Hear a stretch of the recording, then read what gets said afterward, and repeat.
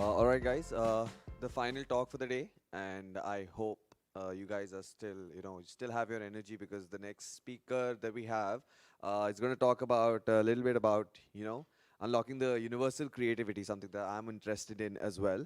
We're going to talk. I'll just introduce the speaker first. Our speaker is Maestro Stevens. He's the founder of Iconic Expressions and has 8+ years of experience in marketing strategy, brand strategy, and project management.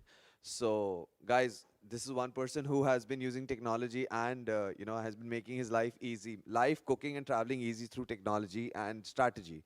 So, put your hands together for Maestro. Maestro, please. We would love to have you on stage. Over to you. Thanks. Thank you. All right, hopefully this clicker is going to be clicking because I've seen some people have some trouble with their clickers. So we're going to see. Like, you know how they say the math ain't mathing? If the clicker ain't clicking, something ain't happening. We're going to figure it out. So I'm going to have a different approach to my presentation, to my session. It's going to be a little different than probably what you're used to. I've waited a long time to have this opportunity. This is actually a dream come true. I want to throw some shout outs first because how can we talk about inclusivity without including the people that matter? Does that make sense? Okay. So real quickly, I want to give a shout out first of all to WordPress, WordCamp Asia, organizers, O'Neill, if you're in here, if you're not in here, you've been holding it down, thank you. Some notable mentions, Destiny, Cocomatic, and Automatic. They are a big part of the reason why I'm here.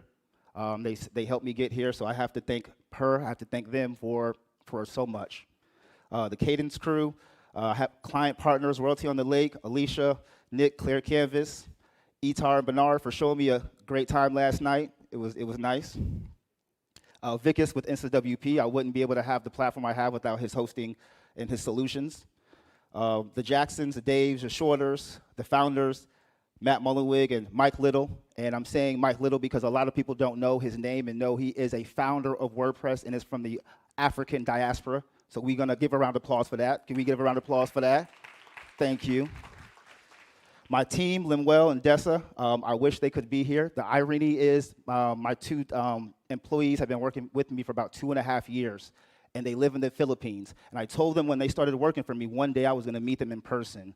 Tonight or tomorrow, I'm hoping I can make that dream come true because as we say where I'm from, they're right around the block. Now, I know that doesn't mean they literally around the block because they're probably a water away, but we say, hey, that person's right around the block. You know what I'm saying? Hey, that's down the street. Then it's 5 blocks later, 20 blocks later, and you finally get to your destination.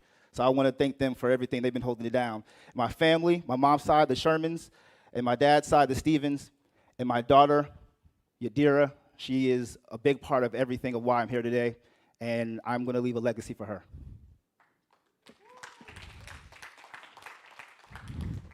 All right, so let's get into it. I'm going to move pretty quickly because I've heard I got some cue cards, and, I got to be quick, and they got to wrap it up real fast. So we're going to move quick through this and then get to some QA because I think that you all might want to ask some questions.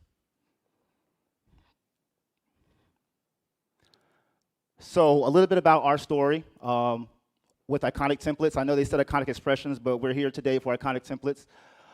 At Iconic Templates, we're not just developing templates, we're building technology-empowered community for creative minds across the globe. IT, short for Iconic Templates, you're gonna hear IT a lot, so get used to it. Stands as a beacon for affordability, uniqueness, and inclusiveness, tailored for the BIPOC community, reinforcing our commitment to a more diverse creative world. And this is just a short timeline of events that we've had over the years, where I started the agency, the parent company, back in 2015. We built our first WordPress websites for clients in 2020. I founded Iconic Templates as an MVP in 2022. I was a founder, I spoke at WordCamp as a founder, representing my company at EU and US. And in 2024, this year, we rebranded and relaunched. Now, here's one thing that I'm real curious, a little trivia. I kind of did this off the cusp, and it came last night when I was talking to a couple brothers and some sisters. And I'm betting that most people can't answer this question. If you already know the answer, because I've told you, you don't count, you don't get it. But I will get you a drink on the speaker after party, excuse me, not speaker after party, but the after party. We just had the after party the other day, and it was nice. But at the after party, and I want to know, basically, you just tell me after the session, there's been 3 people that have spoken at all 3 WordCamps in a row, since WordCamp Europe, WordCamp US, and WordCamp Asia. I am one of those. There's 2 more. If you know the other 2, after the session, tell me who it is, and I owe you 1 round. Maybe 2 if you're lucky. I owe you 1 round, okay? Again, the people who know the answer that I've told that we talked about this, you don't count in this situation. Again, 3 speakers, I am 1, and I'm very proud of that. There's 2 more. I want to see who can guess. So I won't go too much into my story since we got a little bit of an introduction. But for the most part, outside of the strategy, the development, the project management, all the blah, blah, blah, blah, blah, blah, blah, blah, blah, outside of that, I really cherish fatherhood, and I love the simplicity that not only technology brings, but knowledge brings. Life can be a lot more simple if you're willing to educate yourself, if you're willing to learn something. So when it comes to that, I'm a big fan of that. And the culinary arts, AKA me being a chef in another life, not in this life, another life. Literature and music and travel are a big part of my biggest passions. And that is my baby girl right there. I was there when she was born. And I'm going to hopefully be there for the rest of her life. So quickly, the agenda. Part 1, we talk in accessibility. Part 2, a community and the culture. Part 3, design it with purpose. And then, as I was told, see, they didn't know I put that in the thing. They said, Maestro, you got to wrap it up. And we put that sign up. You got to wrap it up. So I said, okay, I'm going to wrap it up. All right, talking accessibility. So let's just go over some preliminary or some housekeeping things when we're talking and defining accessibility for WordPress. It's people with visual impairments, blindness, low vision, people with hearing impairments, deafness and hard of hearing, people with motor disabilities, limited dexterity and coordination, limited strength or range of motion, people with cognitive disabilities, learning disabilities, attention deficits. Then we also have people with speech disabilities, alternative communication methods, visual cue needs, older adults and temporary disabilities, age-related impairments, injuries, or short-term medical conditions. Now, I want to pause here because of the fact that there was a speaker that came before me today, and he presented, and he is the expert when it comes to more of the accessibility stuff. So I give Joe a shout out for that. So I'm not going to do that part. I'm going to take a little bit of a right turn, left turn, 360, whatever you want to call it. We're going to go somewhere. I'm going to move the goalpost. Normally, we don't move the goalpost, but today we're going to move the goalpost. It's not a bad thing. So we know that accessibility is important because it powers 43%. Now, there's some people in here right now that are going to say, no, Maestro, it powers 44, 43.2. It powers 42.1. I don't care. It powers, you know what I'm saying? It powers the world, like electricity. However, that's why accessibility is so important. So when we're thinking about accessibility for diverse communities, we're talking about the cultural vibe. As the kids say, you got to vibe with it. You got to vibe with me. We're talking about UI and UX, user interface and user experience. And we're also talking about how it actually responds. Not it being responsive, but how it responds. How do people respond to it? How do people respond, or how do it respond to people? So contrast and color. This is huge when it comes to making things accessible and also inclusive, because the type of colors that you use are representative of the culture, the mission, your vision and values. Keyboard navigation. Can somebody navigate the website with just their keyboard? Screen reader friendly design. Can your website or your app be read with a screen reader? Maybe you're using something on the browser, like an extension, and it needs to be able to read the text. That way people who have disabilities can still get the content and still get the information that they need. Responsive and mobile friendly. We know this. We are using phones, cell phones. You saw me read my notes. People are looking at content and looking at websites on phones or looking at it on tablets. So it's not just desktop, but it's everything else. Representation and inspiration. That's also really, really important when it comes to people believing and feeling like it was made for them, it's meant for them. I bet most people in this room don't know, and I just learned it from one of the language translating plugins, that most people won't buy unless it's in their native language. And there's data out there that shows and proves that most people want to see themselves when they are purchasing or when they are viewing or when they are engaging or when they are browsing. They want to see parts of themselves that encourages them to make a decision. Representation is huge. So this is me playing around instead of being boring. I call it getting styling on them. Y'all might call it design, custom design. You got to style on them. This is the classic customizer. And you know, when you're styling on them, you're adding colors, you're adding your headings, you're adding your backgrounds. This is the full site editing version of the same thing, depending on which route you want to go. You still got to style on them to make it accessible. Part 2, a community and the culture. So we went from the accessibility aspect of things to now talking about us, the people. So what is community? The WordPress community is a global collection of developers, designers, and content creators working together to evolve and support the platform. Why is community and culture important to iconic templates?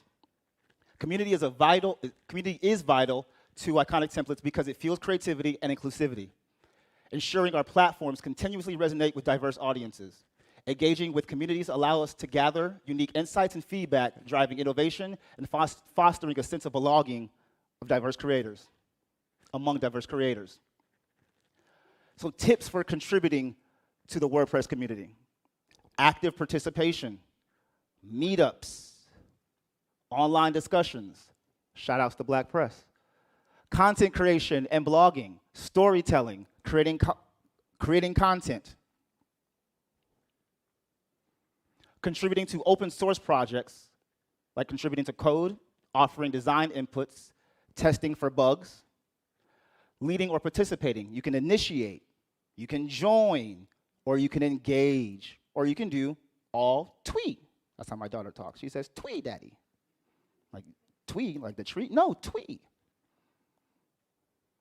Design it with purpose.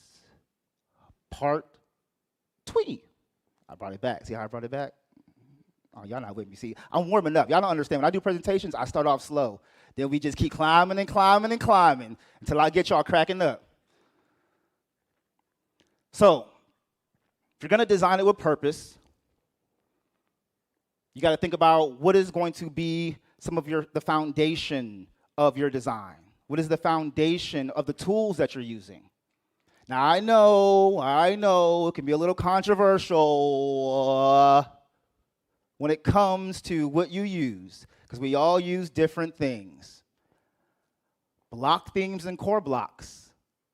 I'm starting to learn more about why they're important and how useful they are when it comes to building a lean site. Like lean. Okay, y'all ain't ready yet.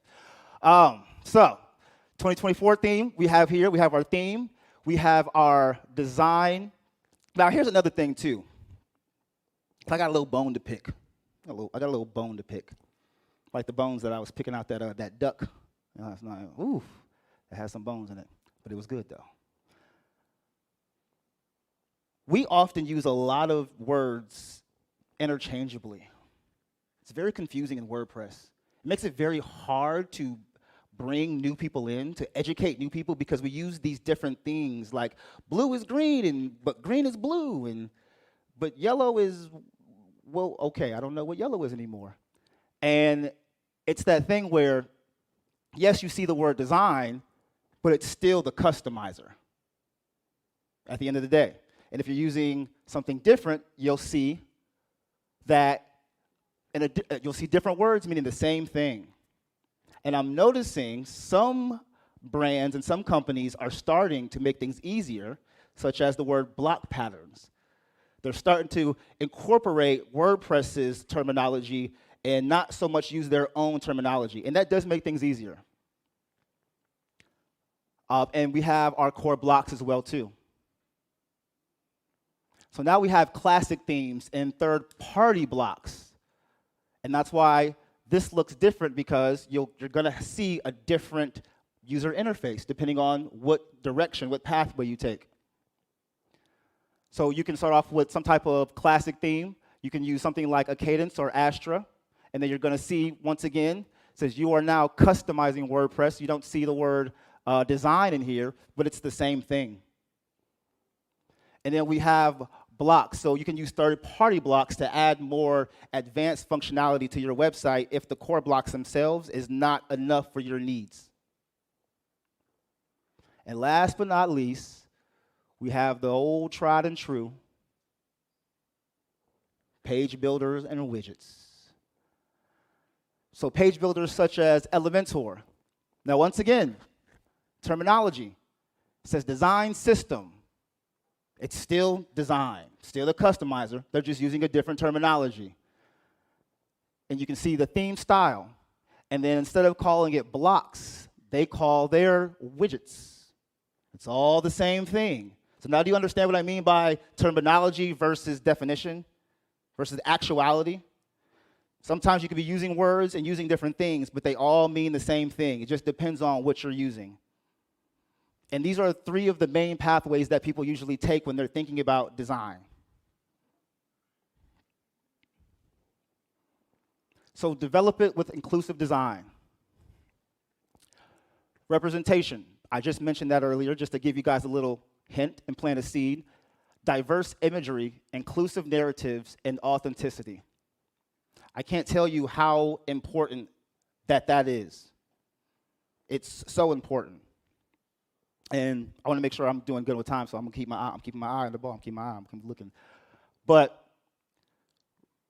for me, this was what inspired me to even want to think about including different cultures, including people that are black and brown, or people who are from countries or continents like Asia, countries like Taiwan, including people in the Middle East. It's because I did not see myself on a lot of templates for a long time. I didn't see people that looked like me.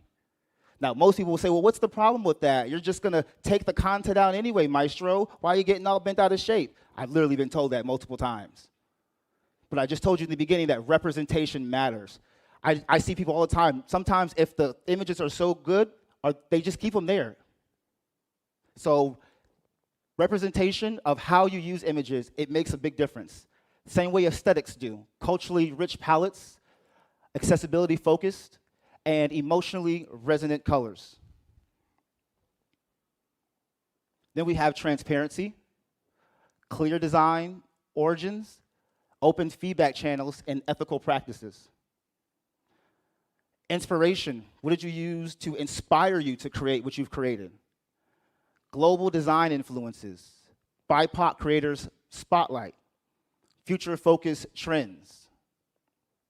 And a real quick story on this particular part here, because this was something that really did give me a lot of inspiration and help my team get inspiration when it came to creating our design and creating our layout and creating our theme. One of my favorite artists is Jay-Z, as you can see here. For a long time, when we started this mission, I didn't know who I was. My identity was not completely carved out. And so if you use Wayback and you went to our website, you'll see that we have a whole bunch of colors. Now, I didn't know this back then, but I promise you one day this is going to be a famous story, because I can't make this up. I didn't know that the choice of the colors that we chose were reflective of me not knowing or believing or being who I needed to be. Meaning we had a whole bunch of colors. Notice you don't see a whole bunch of colors now. That's because a year and a half later, through a lot of, I'll say prayer, and other things, I was able to focus and say, you know what, I'm gonna make a decision to just be myself, which I believe a lot of you have done as well too. And Jay-Z's album, The Blueprint, and it just came to me in a dream, literally a eureka moment. A year and a half later, I thought, you know, I'm a blueprint. People who are being modeled by other people, they're blueprints. You're a template. If you've done something in your life that somebody else is modeling from you, you're a template. You're a blueprint. So when I thought about that, and I'm like, well, what is my favorite artist? Oh, The Blueprint. And so I took that inspiration, and we just started playing around with it, and literally the word blue has, it's a solid color, solidarity in many ways. And blue also has some other meanings, but I just thought it was something that it came as a epiphany, if you will. So use those things when it comes to giving yourself inspiration. I said it was going to be quick. So we're going to wrap it up. Look, I made the job easy, didn't I? You're like, you making my job too easy for me now, huh? But I did this because, like I said, I wanted to give you all the opportunity to give me some feedback and ask questions, because I saw some places that people didn't have enough time to do a Q&A session, and I felt bad for that. So I said, well, let me just get through the presentation in a way where you can get the slides. I believe the slides are going to be available. No, I don't have them like Joe did with the whole fancy QR code thing. You know, I'm not that accessible yet when it comes to that stuff. I'm going to get there, though. But I want to thank you guys. If you want to check out the site to see if we are really inclusive and accessible, and you want to test our might, check things out, you can use the QR code here. Again, it doesn't lead to the slides. We're going to do that next time. Slide to the left, slide to the right, reverse. Y'all don't know nothing about that. Maybe I'm in the wrong place. You got to do the little shimmy. All right. So I guess do we have time? Do we have time for you, or am I out of time? I'm a little sarcastic sometimes, but I'm just, she's like, you got some time. You got enough time. So, yeah. How do we want to do it?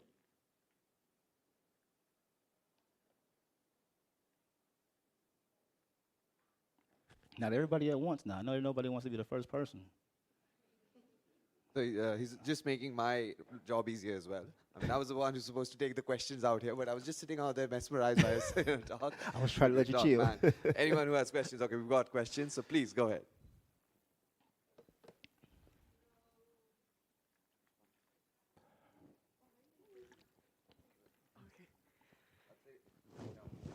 Hello. I just say ladies first, but both of you are ladies. So Oh. please go ahead. Thank you for the talk, Maestro. I wanted to ask you if you had maybe an example story of maybe a customer you worked with where you took them from, maybe not knowing their vision and understanding what they needed and applying your tools and knowledge to, what their needs and getting them where they needed to be. So basically how maybe an example of a customer was taken from A to B, kind of with the process. Is that what you're asking in a way? Yeah, like getting into like, what is my story? Who am I? Like, and then how do I reflect that into my site? And Good question.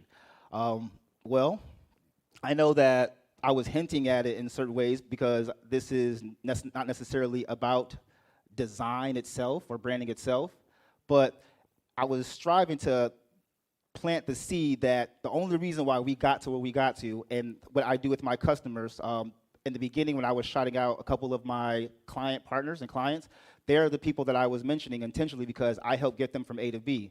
And we always start with branding.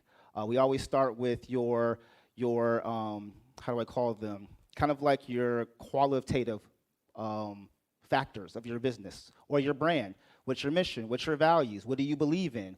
Where do you want to be? And then what is your target audience? Who are your customers? The client that I mentioned, Royalty on the Lake, we were able to help her and her nonprofit get to a point to where she had a vision and she didn't understand exactly what it looked like on paper. Because you know how we be thinking things, but yet we don't know what it actually is going to be. And when you go through a process of branding, like brand strategy and brand identity, these are terms that I'm sure most people in this room are very aware of, but when you go through those stages, you rarely have to do a lot of, how can I say, kind of faking it till you're making it or figuring things out, because now you have actual data to back up your theory, to back up your assumptions. You actually have documentation. You actually have plans. When you combine those things and you combine your elements of your brand, it makes the design, it makes your website so much better in so many ways, because now you're unique. You stand out. You don't look like everybody else. As well as it makes your team more empowered and more confident. And that's something that I think that it's very important that when you're thinking about all of this stuff, if you're not going through a process of, I need to write down who am I, where am I, what do I want to be, what position, your website is not going to get to the point where you're designing it or you're thinking about it for others. And so, like I said, my previous, or my current customer, not customer, but current client, they are in we're past the branding stage, so now we're getting ready to go into the website stage. And we're only going to the website stage because they signed off on the branding stage, if that makes any sense. So good question, Destiny, thank you. Hi. I liked your comment about sort of seeing more images of oneself, because I'm an overseas Asian living in European countries, and actually that is something that's quite remarkable, because the moment you see an image, you really immediately resonate. And I wanted to ask you, as designers, as content developers, how could we push more of that? And I know, for instance, as you say, there's so many websites that can offer free images or images that are contributed, but how do we engage more people to build up that sort of kind of critical mass and encourage people to sort of be more diverse and versatile in that sense? And are you referring to people doing it on their own websites? Yeah. I think it takes talks like this. Like, to be honest, we need talks like this. We need more talks like this. The reason why I kept, picking on in a friendly way, but Joe, when it came to his, because his talks, as he's traveled so much, he's done so much with accessibility that most people wouldn't have the same type of insight, if it wasn't for people like him and Michelle, that were able to help build these opportunities and bridges. So I think that it starts with people talking about it, on a major level, but also to be 100% honest and transparency, because transparency was a big part of my talk. Sometimes I'm overly transparent. I'm learning. I got to hold that back, because I hate when people use things against me, if that makes any sense. But the reality is that we have to have conversations, and we have to understand our tribe and our communities.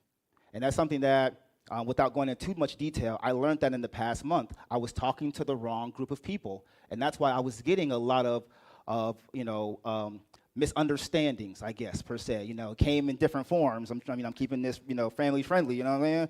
But it came in other forms. But when I said what you just said to these people, the wrong tribe, they didn't like that. That's why I said a year and a half ago, if you way back my my brand, you'll see that the colors are all over the place. It was because when I tried it, I got discouraged, and then I said, you know what, I'm going to make something for everybody. And then a year later, I was like, you know what? No, I'm not doing that. I'm making something for specific people.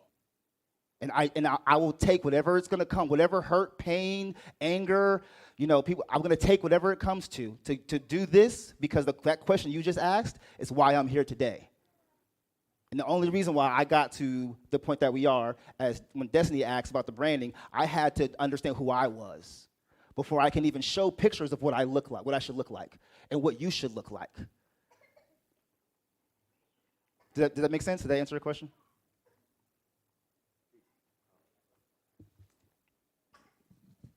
Hey, Maestro, thanks for the great presentation. You talked about going from version 1 to version 2, but during your presentation, you showed full site editing, you showed page builder. Are your templates available in all three of those formats? Or can you talk a little bit about how do people access your templates and use them in those different environments? Good question. They are currently only available in the classic format, if you're talking about the three that I mentioned. Right now, we are looking to transition. So one thing that we did, and let me know if time is okay. One thing that we did is I named the, so I'm gonna drop some gems on y'all. Trademarking is real. Like, y'all, if you're gonna come up with a trademark, okay, if y'all don't know, I mean, especially, I don't know if trademarking is in every country, but it's very important to trademark your ideas. I promise you, because you will be going, you'll have to change things up later on. The reason why I'm bringing that up is because I wanted to create a terminology called universal theme. I found that I couldn't use universal theme because Universal Studios stole every version of the word universal. So the lawyers told me, hey, you kind of picking the battle, you might lose, even though I'm a mighty man. But I can't beat the world, you know? Scott Pilgrim traversed the world, but not me. That's another joke. I don't know if y'all know the movie. But so when it comes to our themes, I wanted to create a unique way of saying, hey, we have one style to fit all these different types of pathways, meaning we're going to use one plumber theme, you know, or one restaurant theme, whatever, and it's going to be in Classic, it's going to be in the Page Builder with Elementor, and it's going to be with the WordPress, the block editor. So a person can say, you know what, I like the look, but ooh, I don't use that tool though. Man, now I can't use that look. That was a problem that I started noticing in the community. I like that look, but I don't use that tool. And I didn't see anybody that's making the same look with multiple tools. So I was like, let's call it universal template themes. So I ended up having to switch the name out, switch the name because of that. That's why I said the universal story to give a little context to why I changed the name. So the whole theme of the theme, a little wordplay for y'all. The whole theme of the theme was universal template theme and universal template libraries is because we're also creating forms. We're creating block patterns. We're creating automations, emails, and we're doing it with multiple plugins. It's the same email, the same styles, but it's with this plugin and this plugin and this plugin. That's a lot of work, but I believe it's worth it because if somebody says, I like what that looks like, I want to use it, but I don't have that tool, well, what do? You can't use it. So unless we provide opportunities, that's my other kind of way of being accessible, making things accessible, if that makes sense. And you help define accessibility in different ways, and I just wanted to help extend that. Can you take a follow-up? Have you seen any trends in terms of what people want? I mean, are they preferring your full site editing versus your page builder? From version 1 to 2, do you see any trends forming? Only because we only have at least the themes. The themes templates, we only have those in Classic. I haven't seen anything from the version, not with that yet. I'm excited to see what that's going to look like in this next year, but not yet. I haven't seen anybody say that only because we haven't provided them in different ways. But to answer your previous questions about how to access them, that was the main reason why I said, hey, if you want to use again, I'm not as fancy as you with the QR code with the slides, but hey, the QR code, go to the site, and that's how you should access them. If it's not easy for you to access, then we have a problem. like you're the test for me. If you went to the site and you can't figure out how to access our templates, now I got to figure something else out. We have a problem. So I want to use that to learn. Does that answer the first one and the second one? Okay. Any other questions, please? Okay, I'll just ask the last question from me. So you've been working on strategies all along. You've been working on marketing. You've been working on branding. Is there a golden rule for every industry that you might follow while talking to your clients? That you've been getting clients from different industries, of course. Has there been a golden rule that, okay, fine, this is how I would approach them? You said the brain section where you just, get into the brain of the person, understand what they have to ask. But is there some sort of, again, I'll use the word template, where you can actually access the person's mind and then just understand what it is? Or is it different for every industry, the strategy bit? Is it different for every industry? I would say that we should all have some sort of process. All of us, including myself, including you. Now, that process needs to be flexible because sometimes you gotta, you know what I'm saying? You gotta get down. I dare somebody to challenge me on the dance floor for the after party. I dare you. Anybody in here? That's why but I know somebody in here got some, you know what I'm saying? But to your point, yeah, I definitely would say that process is a template. It should be a template, and you should be able to apply it. I've applied it to my clients, and we've applied it to our templates and our themes for our customers, so they can have also access of my brain without, using up my time. You know what I'm saying? Sometimes, you know what I mean? You know what I'm saying? All right. So that's why I was like, hey, we all need the opportunity to have a process or a starting point, and that's what a template is. So I use that with all of my clients, but then I adjust to their personality. I adjust to their preferences. I always tell my clients, we have to have a balance of your preferences, like what you like, versus it is what it is. That's another term we use. Hey, it is what it is. It ain't, you know what I'm saying? I can't go through it. It is what it is. It's just it is what it is. So you have to combine the it is what it is with their preferences. And that's a hard thing to do because a person likes what they like. And they will hire you or bring you on board, no matter what it is that you're doing, whether it's designing, developing, whether it's consulting, whatever it is that you do, they'll bring you on board, and then they'll fight you. They'll fight your information. And I always tell people, I don't want to have to fight you to fight for you. Does that make sense? Dropping some gems on y'all now. No, that's my quotable right there. Tag me to that one. But yeah. Yeah, guys, you should actually use that. You don't fight them to fight for them. That's right, yeah. So that's what I'm saying, that the process and the template you want to use, but they'll start fighting you with your process and template, but then they also want you to help them get from point A to point B. And it's like, well, yo, if I'm going to get in this vehicle with you, I like to use metaphors. I'm in the vehicle, you're in the vehicle. I'm driving, right? You're here. If you're in the Safari or you're in other places, they have wheels on both sides sometimes. Sometimes they even have on both sides. So I'm guiding you, but sometimes I'm gonna let the wheel go, and you gotta you gotta steer me. You gotta give me some directions, because I can't bring your vision out for you. Now that's the part when they get nervous. Oh, I gotta drive? Yes, I cannot bring your vision out for you. You gotta steer sometime. So that's the tug and pull, if that makes any sense. Thank you so much. Any other questions, guys? Okay, one last question for the evening.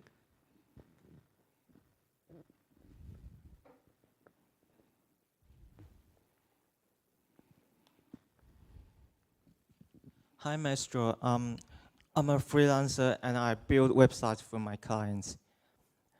But I'm not a professional designer. I self-taught design from watching YouTube videos. So the one thing the one problem I have is like my design looks too generic. I make sure all my websites follows the principle of design, like hierarchy, white spaces, and like contrast, etc. But this makes my website looks too generic. So my question is, what's the mindset to have to break the rule while remaining aesthetically appealing? What's the mindset to break the rule while remaining aesthetically? Okay. It's a good question. That word generic, and I'll make this quick, but that word generic, it's an interesting term, because I go back to, I like to connect people's questions together. So I'll go back to Destiny asking for the example with the client. And Alicia, don't kill me. You know what I'm saying? You gave me permission now to go ahead and shout you out. But she called our designs generic. When we first were creating her, we'll say, creating her inspiration. So there's a term that I got from Chris Doe. He is with the future, and he is one of my favorite, I call him my distant mentor. He has a term called stylescape. I'm giving you some example right here, right? So what we did when we did our stylescape, and I had to learn through our process, when we did our stylescape, I intentionally started the stylescape generic. Now, why would I do that? She called it cookie cutter. Remember, the words are interchangeable, right? Oh, this is cookie cutter. This is generic. I had to explain to her that's done on purpose because I've made the mistake of getting too detailed going into a design with stuff, and then the client or the person's like, no, I don't like that when it comes to their brand. So starting generic, like my bunny ears, generic, quotations, it's necessary because if you go too detailed too fast with anything, you won't give it room to grow and think about other things, as they come along. As well as, do you watch commercials? Okay, that wasn't a trick question. That was a real question. I don't know, you know what I'm saying? But commercials, if you notice, no matter what country you're in, where you're from, they use a lot of, as we call it, corny concepts, right? Corny. People are like, man, that's corny, man. Like that's not cool. That's a little weak. That's a little whack. I'm trying to think about a whole bunch of different terms to say corny, right? But they say things like that. But yet those commercials make so much. They get our attention. They make so much money. They do so much. So I'm trying to give you a context, an example of. I get what you're saying where you want to have more of a understanding on how do I make my designs more unique and appealing, fresh, hot, all those terms, right? I'm trying to use, I'm 37. I know I look young, but I'm a little older now. But those things, you got to combine the two. Because if you play too much outside the rules, like you say, sound like I want to do the fundamentals. Practice the fundamentals, then practice the fundamentals, but then play with everything else. Make it your playground. I think in WordPress, because I know we got developers and designers here, I'm trying to bridge the gap between us all, but in WordPress there's a term called sandbox, right? You sandbox site. You bring up another site, I like to call it playground. Because when I was a kid, we were at the playground and doing the little things and swinging. So I like to where they have at the playground your generic or your certain things, but then like we look at it as, well, what's so fun about that? But a kid's so imaginative, they're able to turn a little box into their, a spaceship. But the box is generic, isn't it? So if you're following me and understand what I'm saying, I'm striving to give you context to where generic and cookie cutter is not bad if you're following the fundamentals, but you're also adding your little taste. What they would say, put some hot sauce in that bag. You know what I'm saying? You got to put some, you use hot sauce?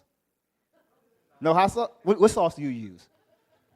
You're like, I don't use no hot sauce now. I don't use sauce. No sauce?